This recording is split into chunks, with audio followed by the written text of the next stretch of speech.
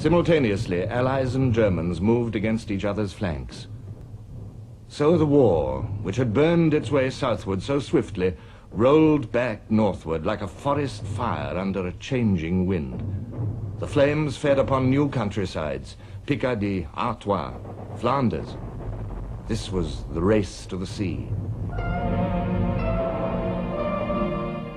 All through these days of frustration on the Aisne, by railway, on horseback, on foot, thousands by bicycle, the soldiers of both sides were on the move. Populations which had hoped to be spared were driven before the storm. And in the north, the thunder of great guns was heard again. On September the 28th, the Germans began a violent bombardment of the outer forts of Antwerp. The King of the Belgians, with his army and his government, had taken refuge in this great port. Antwerp was heavily defended by rings of powerful forts, with some 150,000 Belgian soldiers inside them. On October the 1st, the London Times said, "We do not think that there is any need to worry about Antwerp." But the next day, the British government heard that the Belgian army was proposing to abandon the city. The news, says Sir Winston Churchill, seemed not only terrible, but incomprehensible. Churchill himself sped across the sea. He promised the Belgians Allied support and persuaded them to wait. Naval armored cars came up the coast from Ostend, and troops of the newly formed 7th Division, using any sort of transport they could find.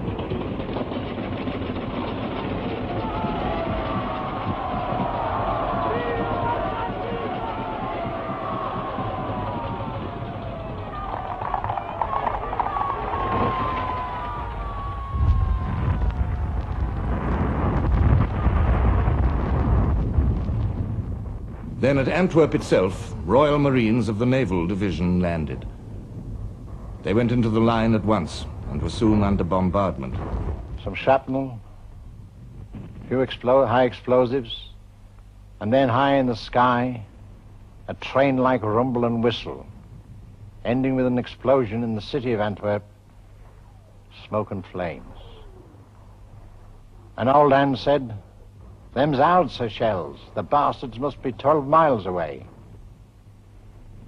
At intervals all day, these train-like shells came over and burst in the city of Antwerp.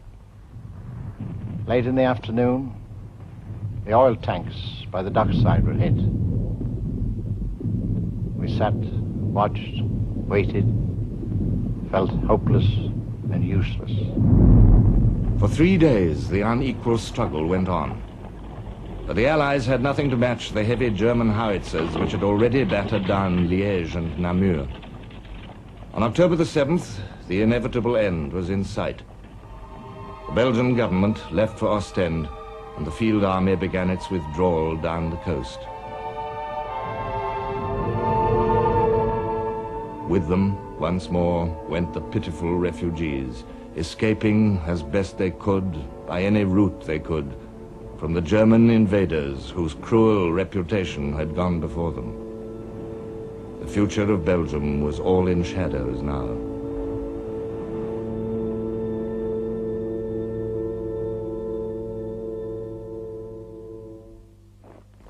On October the 9th, the Germans entered Antwerp. Now the flames of war licked down the coast to join the great blaze of battle from the south.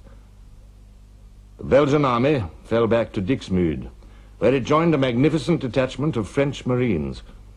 And division by division, the British Expeditionary Force, transported from the Aisne, was coming into action, near the old Flemish market town of Ypres.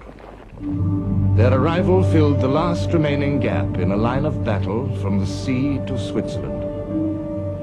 It was the final act of the war of movement. At Ypres, the last great encounter battle of the Western Front opened with glittering promise for both sides. General Foch was now in charge of all the Allied forces in the north. He was quite clear about what he had to do. The question was, would we have the time and did we possess the means of effecting a breakthrough before the enemy could complete defensive measures against which we would be more or less impotent. This was the effort we were about to make. It was an attempt to exploit the last vestige of our victory on the Marne. The Germans now had a new commander. Von Moltke had failed, and now Erich von Falkenhayn had replaced him as Chief of Staff.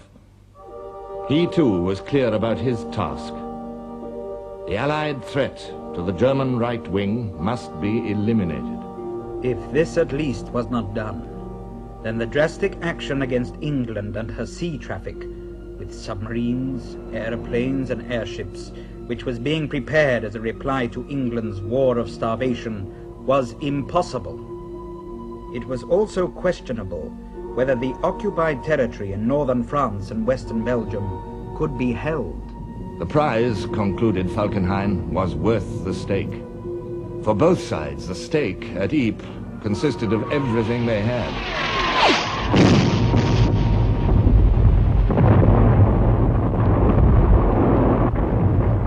The sustained intensity of this battle was something new. Crisis after crisis flared along the line. In the north, the Belgians were hard-pressed, defending the last few square miles of their native soil from the invader.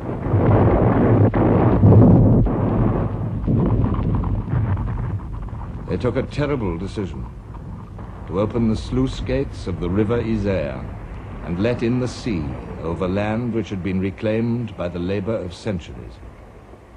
A French officer watched the result. Little by little, the soil became spongy, and the ditches began to fill.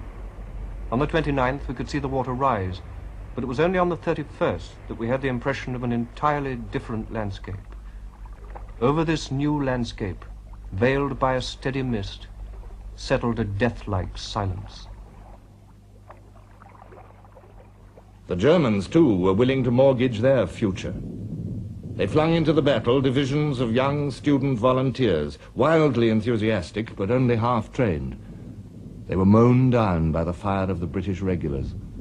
The Germans called their fate the slaughter of the innocents. Veteran units also suffered heavy losses. We ran approximately 100 yards when we came under a machine gun fire which was so terrific that the losses were so staggering that we got orders to lie down and to seek shelter. Nobody dared to lift his head because the very moment the machine gunners saw any movement, they let fly. And then the British artillery opened up. And the corpses, and the heads, and the arms, and the legs flew about, and we were cut to pieces. The British Expeditionary Force, pounded by the German guns, was also cut to pieces. And these men were irreplaceable. They were Britain's only trained troops. By the time the battle was over, the old British Army was gone past recall. Its losses in this battle totaled nearly 60,000. Already, before it ended, the consequences were seen. The Territorials made their appearance. The London Scottish were the first Territorial infantry to enter the fight. They lost 60% of their numbers in their first battle. Beside them, on October the 29th, arrived the first units of the Indian Corps. The Citizen Army and the Empire were already having to replace the regulars. Regulars, Territorials, Indians, French, Belgians. The French outnumbered all the rest. Together, they beat off all the German attacks. Their own attacks failed also. Captain Rudolf Binding of the German Dragoons wrote in a letter, "The war has got stuck into a gigantic siege on both sides. The whole front is one endless fortified trench.